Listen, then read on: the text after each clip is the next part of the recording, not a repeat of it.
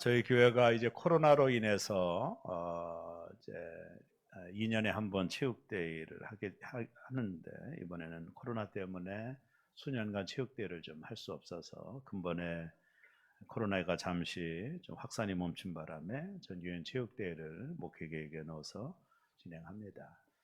여러분, 교회가 진행하는 모든 그 목회 계획들은 달력에 다 나와 있습니다. 달력에 거기 일정에 따라 나왔으니 참고해 주시고, 특별히 이번에 성지순례가 일정에 있어서 진행을 하려고 했는데 한 30분 정도 성지순례단들이 모아지면 2번 정도 프리패스를 갈 수 있어서 진행을 했습니다. 저는 물론 몇 번 갔다 왔기 때문에 안 가고요. 목회자 중에 가장 먼저 부임한 분을 리더로 해서 장로님 한 분 세워서 가려고 했는데 한 13분밖에 등록을 안 해서, 그렇게 되면 좀 차질이 빚어져서 작게 가면 경비가 좀 올라가니까 이번에는 잠시 멈췄습니다. 그래서 내년에 함께 가자. 터키에 특별히 저희 교회 평신도 선교사로 파송한 예은이도 있어서 함께 방문하려고 성도들이 그랬던 것 같습니다. 위해서 많이 기도해 주시기를 바랍니다. 오늘 우리가 이 체육대회 같은 거를 하면 되게 이런 말 하거든요. 전교인이 하나 되는 체육대회를 하자. 하나 되는 체육대회를 하자. 이게 이제 전체 행사의 중요한 주제라고 보는데, 교회에서 자주 하는 말 중에 교회가 하나 되어야 된다, 이런 말 하거든요. 근데 이 말은 성경적인 말은 아닙니다. 교회가 하나 돼야 돼, 뭐 이런 말 많이 하는데 이건 성경적인 말은 아니고요. 틀린 말은 아니지만 교회는 하나 되기 위해 무엇을 하는 것이 아닙니다. 교회는, 우리가 이것을 조금 정확하게 짚고 넘어갈 필요가 있습니다. 교회는 이미 하나 된 것을 지키는 곳이에요. 하나 되기 위해서 성도가 뭘 하는 것이 아니라 이미 하나 된 것을 지키는 것이 교회다, 이렇게 보면 됩니다. 이 땅의 교회가 어떻게 이루어졌나요? 예수께서 십자가에 달려 죽으시고 3일 만에 부활하셨죠. 그것을 목격한 사람들이 교회를 구성한 겁니다. 그래서 내 교회를 세우리라 예수님이 하셨기 때문에 교회 주인은 예수님이시고요. 그래서 우리가 교회론을 강력하게 말하는 예배소서에 보면 교회의 머리는 예수님이다, 이렇게 말씀하거든요.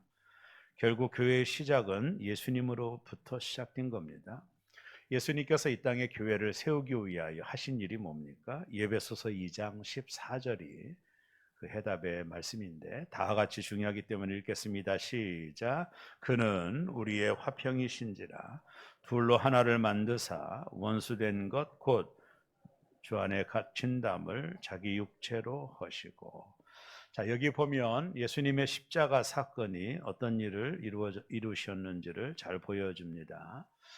예수님은 화평이시라 그러셨어요. 예수님의 이름이 화평이다, 샬롬이다 그러면서 둘로 하나를 만드사 원수된 것 곧 중간에 막힌 담을 자기 육체로 하셨다. 예수님이 이 땅에 오시기 전까지 하나님과 우리는 막혀 있었습니다. 우리는 하나님과 원수되어 있었어요. 그래서 우리가 하나님 앞에 나갈 수가 없었습니다. 그것이 구약의 성소를 보면 지성소와 성소 사이에 큰 휘장이 있잖아요. 그래서 이거는 1년에 한 번 대제사장이 지성소에 들어가서 하나님을 만나는 겁니다. 백성들은 접근도 못해요. 왜냐하면 하나님과 이미 막혀있기 때문에, 인간의 죄로 인해서. 근데 예수님이 십자가에 달려 죽으심으로 하나님과 우리 사이에 막힌 담을 하셨다. 예수님이 십자가에 죽으셨을 때 성소와 지성소 사이 휘장이 갈라졌잖아요. 이건 상당히 중요한 거예요. 이제 하나님과 우리 사이에 막힌 휘장이 없어졌다라는 거예요. 이제 누구나 하나님 앞에 나아갈 수 있는 길이 생겼다. 그래서 예수님의 십자가는 하나님과 우리를 하나로 만들었다. 이게 십자가의 놀라운 축복이다, 이렇게 보면 됩니다. 또 십자가는요, 나와 너 사이를 하나로 만들었어요. 이게 놀라운 십자가의 능력이에요. 그래서 우리가 십자가는 회복이다, 이렇게 되면 됩니다. 예수님의 십자가는 먼저는 하나님과 우리 사이에 막힌 담을 하셨어요. 그래서 하나님과 우리를 하나 되게 하셨고요. 그리고 나와 너 사이에 막힌 담을 하셨습니다. 그리고 우리를 하나 되게 하신 거예요. 예수께서 하나를 이루어 놓으신 겁니다. 교회는 예수께서 이루어 놓으신 하나됨을 지키는 것이 교회지, 교회가 뭘 노력을 해서 하나가 되게 하는 것이 아닙니다. 교회는 이미 하나가 됐어요. 오늘도 4절에 보면 성령이 하나 되게 하신 것을 지켜 행하라 그랬잖아요. 그래서 교회는 우리가 노력을 해서 하나가 되는 것이 아니라 이미 하나 된 곳이에요. 예수님이 십자가에서 우리를 하나 되게 하셨어요. 그래서 성령께서 교회를 하나 되게 하셨다. 그럼 이 땅의 교회는, 예수님을 머리로 한 이 땅의 모든 교회는 하나가 된 겁니다. 우리 교회뿐만 아니라 주변에 있는 교회들도 다 하나입니다. 왜냐하면 같은 하나님을 섬기고 같은 성령을 섬기고 같은 예수님을 섬기는 것이에요. 교파가 다르더라도. 그래서 교회는 하나이다. 교회를 하나님이 하나 되게 만드셨다. 그 핏값은 예수님의 십자가의 핏값으로 그렇게 된 거예요. 자, 이렇게 하나 된 교회, 우리 새롬 교회가 하나가 된 교회인데 왜 이 땅의 교회들이 갈등하고 반목하고 싸우고 분쟁이 일어날까요? 이해가 되지 않죠? 아니, 하나 된 교회가 왜 싸워요? 하나님이 하나로 만드는 교회가 왜 싸웁니까? 여기에 중요한 원리가 있어요. 그거는요, 사단 때문입니다. 사단 때문에 교회가, 이미 하나 된 교회가 흔들리는 거예요. 미국의 임마누엘 침례교회를 목회하는 론 에드먼 목사님이 계세요. 내가 이분의 책을 참 많이 읽는 편 중에 하나인데, 이 론 에드먼 목사님이 사탄이 교회를 파괴하려고 하는 7가지 방법을 소개했어요. 사탄이 하나 된 교회를 파괴하는 7가지 방법이 있다는 거예요. 잘 좀 들어보세요. 첫째가 뭐냐면 교회 갈등이라는 거죠. 첫 번째 써 있죠. 교회 갈등. 여러분, 사단은 교회 성도들이 서로 의견 차이로 대립하는 걸 너무나도 좋아하는 거예요. 사단의 역사입니다. 선교단체에서 서로 이단으로 정죄하고 담임 목사 선임 문제로 교회가 2개의 그룹으로 갈라져 증오하고 세상 법정까지 갈 때 사단은 미소를 띠는 거예요. 교회의 모든 갈등의 배후에는 어둠의 영들이 있는 겁니다. 항상 여러분이 잊으시면 안 됩니다. 두 번째, 이 론 에드먼 목사님이 사탄이 교회를 파괴하려고 하는 7가지 방법 중에 두 번째가 사역자들과 봉사자들을 탈진시킨다는 겁니다.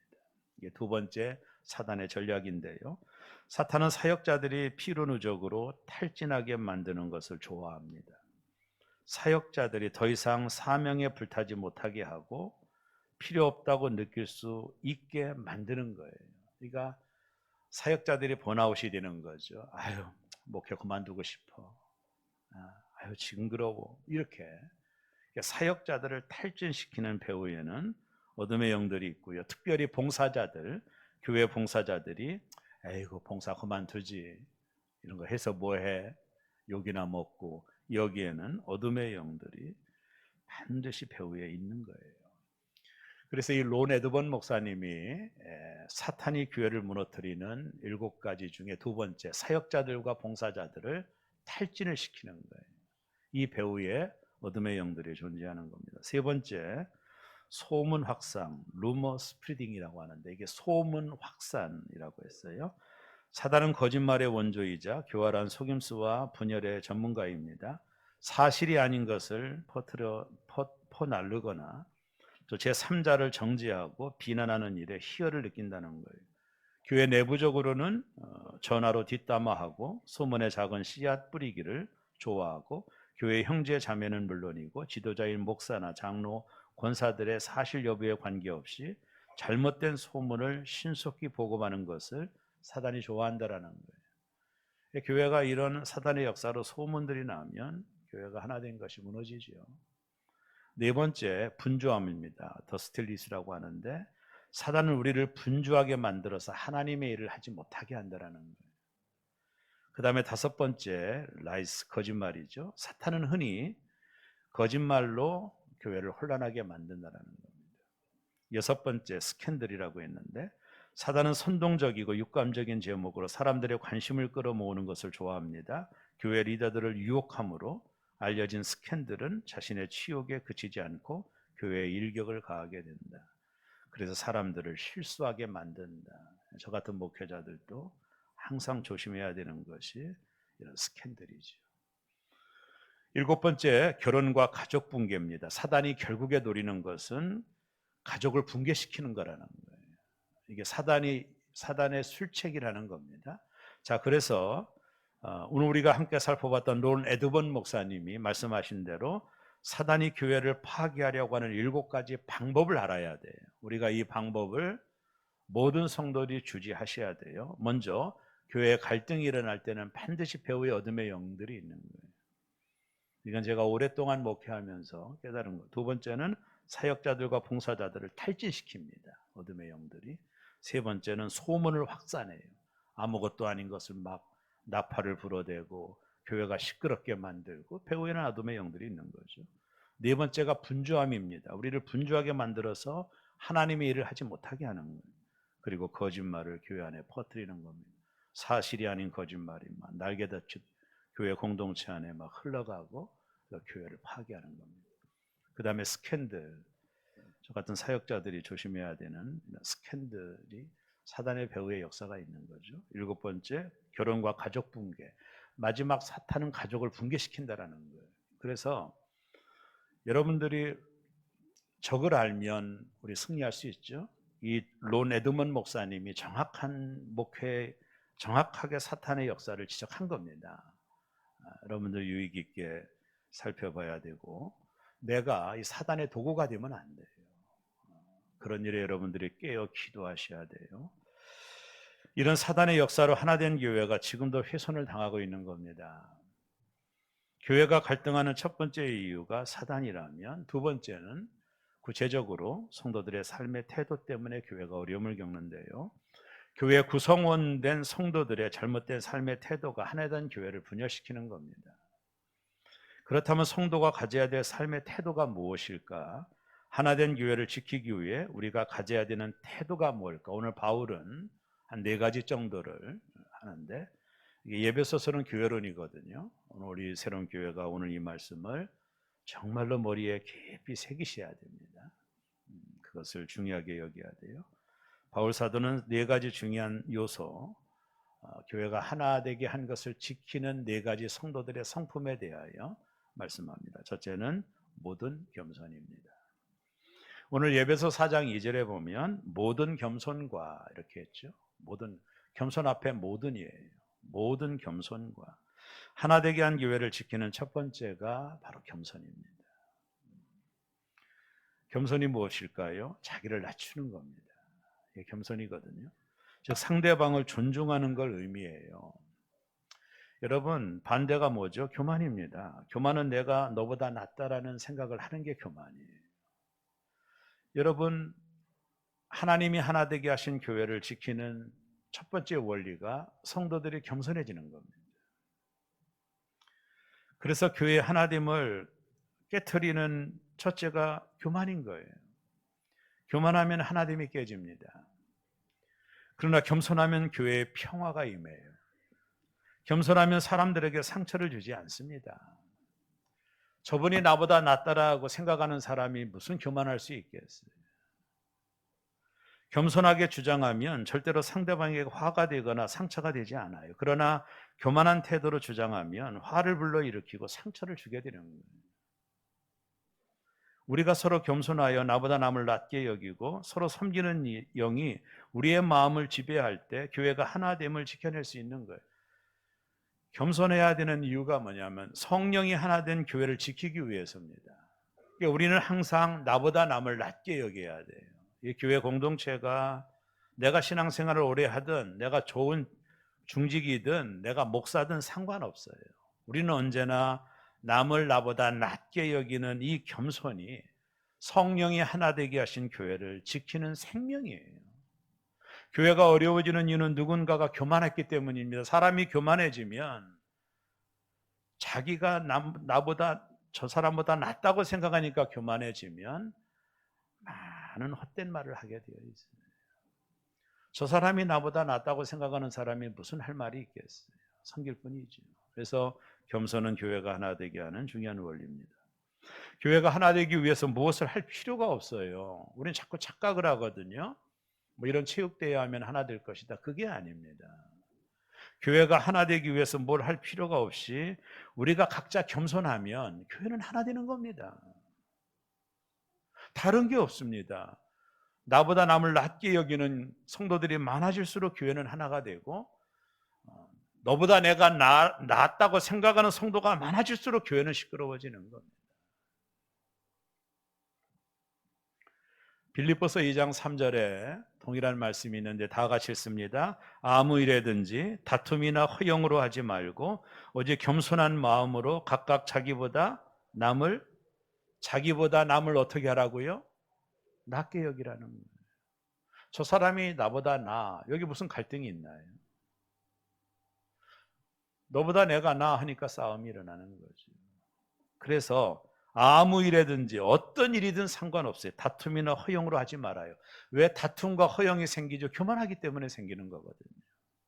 그러지 말고 겸손한 마음으로 각각 자기보다 남을 낮게 여기고, 겸손한 마음이라는 것은 남을 존중하는 거거든요. 나보다 남을 낮게 여기는 것을 의미합니다. 옆에 계신 분들에게 한번 실천해 보겠습니다. 이런 설교 들으면 실천하셔야 되거든요. 한번 합니다. 나보다 낫습니다. 또 예배 끝나고 나갈 때 내가 더 나은데, 그러니까 내가 더 낫다고 하는 것, 그러면 이게 좀 문제가 있는 거예요. 부부 생활도 동일한 원리입니다. 우리 아내가 나보다 거기에 평화가 임하거든요. 내가 아내보다 더 뛰어나, 그건 갈등이 있는 거거든요. 모든 갈등의 원인은 상대방을 존중해야 되는데 갈등하지 않으려면 그 존중이 뭐예요? 겸손이거든요. 나보다 남을 낮게 여기는. 오늘 여러분들이 다 옆에 사람들하고 하셨죠? 다시 한번 해서 확정 짓겠습니다. 나보다 낫습니다. 이런 마음이 있을 때 성령이 하나 되게 하신 것을 지킬 수 있는 거예요, 교회를. 다른 게 아닙니다. 교회가 내가 너보다 하는 사람이 많아지면 교회는 시끄러워져요. 말이 많아지고 정죄하려고 판단하려고 하고 비판하려고 하는 원인이 뭐예요? 내가 너보다 낫다는 생각 때문이거든요. 그래서 우리 새로운 교회는 다 겸손한 성도가 많아지시기를 주의 이름으로 축원합니다. 이게 교회가 원리가 있는데요. 사단의 공격을 막아내는 것은 기도밖에 없거든요.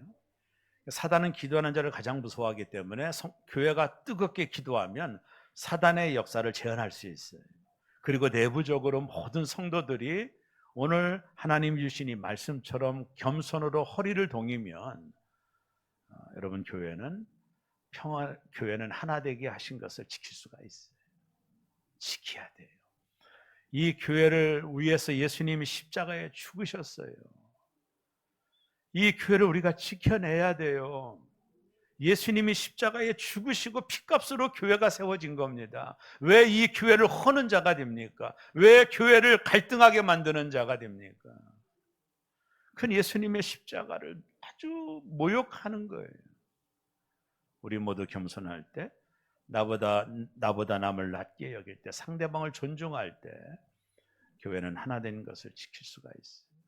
두 번째가 뭔지 아세요? 교회가 하나 된 걸 지키려면 온유해야 돼요. 온유. 오늘 에베소 4장 2절에 보면 모든 겸손과 온유로 하고, 온유가 뭐죠? 왜 바울은 겸손과 온유라고 했을까요? 이 바울의 선시서에 보면 이 온유를 말할 때는 항상 겸손과 짝을 이어서 말을 하고 있는 것을 발견하게 되거든요. 온유와 겸손은 뗄 수 없는 불가분의 관계입니다. 여러분, 온유는 예수님의 성품입니다. 마태복음 11장 29절에 보면 나는 마음이 온유하고 겸손하니 나의 멍에를 메고 내게 배우라. 그리하면 너희 마음이 쉼을 얻으리니. 모든 성도가 예수님으로부터 온유하고 겸손한 마음을 배우셔야 돼요. 이거는 타고나는 게 아닙니다. 여러분 착각하면 안 되는데요. 온유는 타고나는 게 아니에요. 이건 영적인 거거든요. 예수님께로 배우면, 우리가 온유해지면 여러분이 누리는 축복이 뭔지 아세요? 쉼이 와요. 마음에 쉼이 옵니다. 마음에 샬롬이 이루어져요. 우리가 과격하고 막 이렇게 혈기를 부리고 막 이러면 내 마음조차도 쉼이 없어요. 근데 우리가 온유하면 마음의 힘으로. 그래서 예수님은 배우라는 거예요. 온유와 겸손을 내게서 배우라는 겁니다. 이거 배워야 됩니다, 우리가. 아더 핑크 목사님이 제가 늘 읽는 책인데요. 산상수훈에서 이렇게 말을 했습니다. 온유는 타고나는 것이 아니라 은혜로 되어지는 것이다.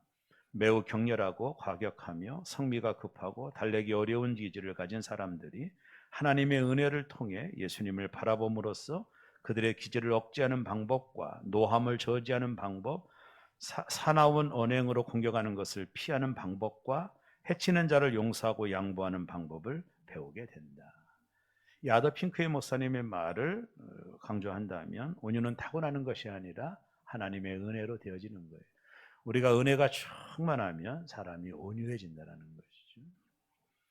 지금은 작고하신 이중표 목사님, 별세의 목회를 했던 이중표 목사님의 책에 보면 이런 말을 합니다. 차갑고 굳은 것에는 생명이 없다. 따뜻하고 부드러운 것에 생명력이 넘친다. 생명 없는 광물질은 차고 딱딱하지만 살아있는 모든 것은 따뜻하고 부드럽다. 나무도 껍질이 두꺼워지고 딱딱해지면 죽어가는 고목이 된다. 부드럽고 연한 가지에서 푸른 잎이 움트며 아름다운 꽃과 열매가 맺힌다. 여러분, 모세는 상당한 액티비한 사람이었습니다. 모세는 그가 애굽에 40년 왕자로 살아가며 아주 그는 상당한 감정이 상당한 사람. 어느 날 그가 왕궁을 나가서 자신의 동족인 히브리 민족이 애굽 사람에게 질타를 당하는 걸 보고 모세가 참지 못해서 그를 죽입니다. 모세는 살인자입니다. 이것이 드러나서 광야로 쫓겨나게 되죠. 모세가. 그만큼 모세는 강력한 파워풀한 사람이었어요. 자신의 성질을 참지 못하는. 오죽했으면 돌을 들어 그 사람을 죽였겠어요. 이런 폭력적인 모세가 미디안 광야에 들어가 처가살이하며 40년 동안 완전한 부드러운 사람으로 변화되죠. 이스라엘 백성을 애굽에서 이끌어낼 때 누이 미리암이 모세가 구스 여자를 취한 것에 대하여 비난하고 비판을 하게 됐을 때 하나님께서 이렇게 말을 했습니다. 민수기 12장 3절에 보면 이 사람 모세는 온유함이 지면의 모든 사람보다 더하더라. 모세는 상당한 소프트한 사람이 된 거죠. 온유한 사람이 됐어요. 그러니까 그 많은 120만이나 되는 공동체를 이끌어갈 수 있었죠. 우리가 온유할 때 그것을 배울 때 공동체가 하나됨을 잘 지킬 수 있어요. 우리가 서로 부드러울 때, 서로 품을 때, 서로 온유할 때 우리는 이 공동체, 성령이 하나 되게 하신 공동체를 굳건히 시켜나갈 수 있습니다. 세 번째, 교회가 하나 된 것을 지키기 위해 오래 참음이 필요하다고 말씀하셨어요. 예배서 4장 2절에 보면 오래 참음으로 이랬죠. 오래 참음으로. 오래 참음과 비슷한 단어가 인내라는 단어가 있는데 제가 성경을 연구하다 보니까 인내는요, 어떤 환경을 참아내는 거예요. 내게 뭐 큰 가정의 환란이 왔을 때 참아내는 게 인내고, 여기서 말하는 오래 참음은 이게 고린도전서 13장에도 나오지만 오래 참음은 사람을 참아내는 겁니다. 사람을 참아내는. 신앙생활하다 보면 참기 어려운 사람을 만날 때가 있죠. 그럴 때 화를 내거나 비난하거나 정죄하면 성령이 하나 되게 하신 것을 지키기가 참 어려워요. 이게 오래 참음은 사람을 참아내는 겁니다. 여러분 가정 안에서 자녀들을 참아내시잖아요. 속썩여도 참아내고 그러잖아요. 교회도 마찬가지입니다. 참아내야 됩니다. 교회의 하나됨을 지키기 위해 우리는 반드시 사람을 참아내는 오래 참음이 필요한 겁니다. 공동체가 어려워지는 이유는 우리가 서로 참아내지 않기 때문이에요. 미국인들이 가장 존경하는 대통령인 링컨, 미국의 16대 대통령이었던 링컨이, 링컨에게는 수많은 정적들이 있었다고 합니다. 정적들이. 그 중에 에드윈 스탠턴이라는 사람은 링컨의 완전 정적이었대요. 링컨이 무슨 정책만 내놓으면 사사건건 물고 늘어졌을 뿐만 아니라 링컨을 향해 저질 광대다 이렇게까지 공개적으로 얘기를 했어요. 어느 날 스탠턴은 링컨이 이제 미남이 아니었나 봐요. 그래서 누군가가 수염을 좀 기르라고 해서 구렛나루하고 수염을 이렇게 길렀더니 스탠턴이 뭐라고 말했느냐면 저 사람은 원숭이다 이렇게 말했어요.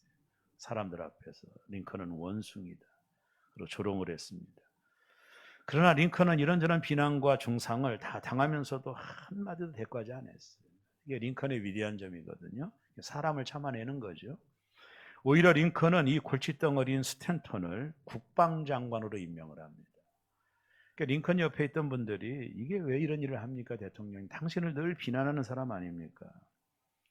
그때 링컨이 이런 말을 합니다. 내 판단으로는 이 시대에 이 전쟁을 승리로 이끌 사람은 스탠턴밖에 없다. 그래서 이 사람을 국방장관에 임명하여 남북전쟁을 승리하게 됩니다. 그로부터 얼마 후 워싱턴에 있는 워너 극장에서 교환의 총에 맞아 링컨이 쓰러졌어요. 교환의 총에 맞아 워너 극장에서. 그때 가장 먼저 달려갔던 사람이 스탠턴입니다. 피를 흘리고 있는, 그리고 어디에서 또 총성이 날라올 수도 있는 상황 속에서 다른 사람들은 다 피하고 있는데 스탠턴은 달려나가서 링컨을 품에 안았습니다. 그리고 조용히 눈물을 흘리며 끝까지 링컨의 시신을 지켰다고 그래요. 그는 말없이 눈물을 흘리면서 이렇게 말했다고 합니다. 이 세계 역사 위에 가장 위대한 정치가가 여기에 누워있다. 나는 링컨을 존경한다. 서로 오래 참아주는 것, 사람을 참아주는 것, 이게 오래 참음입니다. 우리 새롬교회가 하나 된 것을 지키기 위해 여러분 감정이 안 맞더라도, 여러분 생각과 좀 틀리더라도 사람을 참아내는 성도들이 돼야 됩니다. 그래야만이 교회가 하나 되는 것을 지켜갈 수 있어요. 저도 목회자로 여러분을 참아주고 여러분들도 목회자인 저를 좀 오래 참아주시고 서로가 서로를 오래 참아줘야 됩니다. 그래야 하나 된 교회를 지켜갈 수가 있어요. 이제 세 번째, 네 번째 마지막, 성령이 하나 되게 하신 것을 지키기 위해 서로 용납함입니다. 오늘 예배서 4장 2절에 보면 사랑 가운데 서로 용납하고 이렇게 했죠. 여러분, 용납함이란 받아들임을 의미합니다. 신앙생활을 하다 보면 내 생각 내 뜻에 맞지 않는 사람을 만나게 되는 거예요. 그때 우리가 해야 될 것은 용납입니다. 서로 받아주는 겁니다. 근데 바울은 서로 용납하라는 말 앞에 사랑 가운데라는 말을 했어요. 사랑으로 받아주라는 거예요. 자, 우리는 지체입니다. 다 다릅니다. 그래서 지체가 된 거예요. 틀린 게 아니라 다른 겁니다. 나와 다른 사람을 사랑으로 용납해 주는 것, 그래야 성령이 하나 되게 하신 교회를 지켜낼 수가 있어요. 골로새서 3장 13절에 보면 아주 중요하기 때문에 다 같이 써요. 누가 누구에게 불만이 있거든 서로 용납하여 피차 용서하되 주께서 너희를 용서하신 것 같이 그리하고. 이런 말을 들을 때는 확 받아들여야 돼, 이 말씀을. 그래야 내가 변화가 일어나죠. 자, 누가 누구에게 불만이 있거든. 불만이 있죠? 여러분 서로에게 불만이 있잖아요. 나와 맞지 않는 사람들 불만이 있잖아요. 불만이 없을 수는 없죠. 불만이 뭐죠? 만족하지 못하다라는 거 아닙니까? 자, 오늘 우리가 서로에게 불만이 있는 분이 있다면 오늘 뭐라고 말해요? 서로 용납하라는 거예요. 서로 받아내라는 거예요.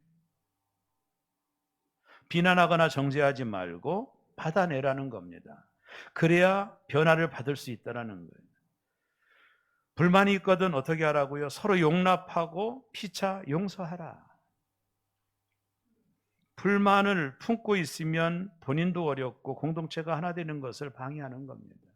늘 비판적이고 뒤에서 수근거리고 그러잖아요. 불만이 있으면. 그거를 용납하라는 거예요. 이거를 그냥 말씀 그대로 받아들이는 겁니다, 우리가. 여러분 생각을 좀 내려놓고 내가 누군가에게 불만이 있다면 내가 용납해 줘야지. 내가 품어줘야지. 그렇게 하라는 거예요. 하나님은 우리에게 불만이 없을까요? 한번 생각해 보세요. 저는 이 설교 준비하면서 내가 지금 하나님 앞에서 하나님 저 어떠세요? 그럼 하나님 그러실 거예요. 너한테 불만 왕땅 많아 이놈아. 근데 하나님은 한 번도 나한테 그러신 적이 없거든요. 여러분, 하나님이 나에게 불만이 없으시겠어요? 이런 찌질한 목사에게? 근데 하나님은 한 번도 나에게 그렇게 말하신 적이 없어요. 하나님은 언제나 내가 너를 사랑해. 너는 나의 종이야. 항상 그랬지.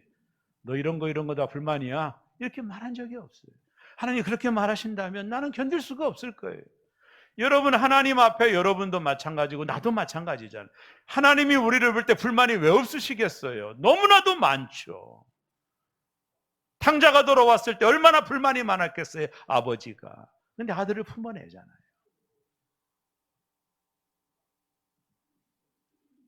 받아주잖아요. 그래서 오늘 이 자리에 있는 거 아닙니까? 교회는 하나 되기 위해 뭘 하는 것이 아닙니다. 뜨겁게 기도하고 성령 충만해서 어둠의 영들이 이 교회를 틈타지 못하게 만들고 성도 하나하나가 예수님의 온유와 겸손을 배워서 성숙해져 갈 때 하나 되게 하신 교회를 지켜갈 수가 있는 것입니다. 하나 되게 하신 것을 지키려면 겸손하셔야 돼요. 나보다 남을 낫게 여기는 마음이 필요해요. 그리고 부드럽고 온유하셔야 돼요. 그리고 사람을 참아내야 돼요. 그리고 서로 나와 다른 사람들을 용납해내야 됩니다. 그러나 우리가 겸손하지 못하고 교만하면, 온유하지 못하고 과격하면, 오래 참지 못하고 감정적으로 대하면, 그리고 서로 용납하지 못하고 시기하고 배타하면, 그토록 우리를 하나 되게 하시기 위해 십자가에 죽으신 예수님의 은혜를 다 묵사발로 만드는 것입니다. 그분이 하나 되게 하신 교회를 지켜내는 새로운 교회 되시기를 주의 이름으로 축원합니다. 여러분과 제가 뜨겁게 기도함으로 어둠의 영들이 이 교회를 혼란하게 만들지 않도록 기도 많이 해주시고, 여러분 한 사람 한 사람 나를 포함하여 모든 한 사람 한 사람 예수님의 성품을 잘 배워서 공동체가 하나가 되고, 공동체가 화목하고, 공동체가 기쁨을 나누는 우리 새로운 교회, 여러분으로 인하여 지켜나가는, 이 하나됨을 지켜나가는 일에 여러분들이 주인공이 되시는 그런 축복들이 이 교회 위에 넘치시기를 주의 이름으로 축원합니다.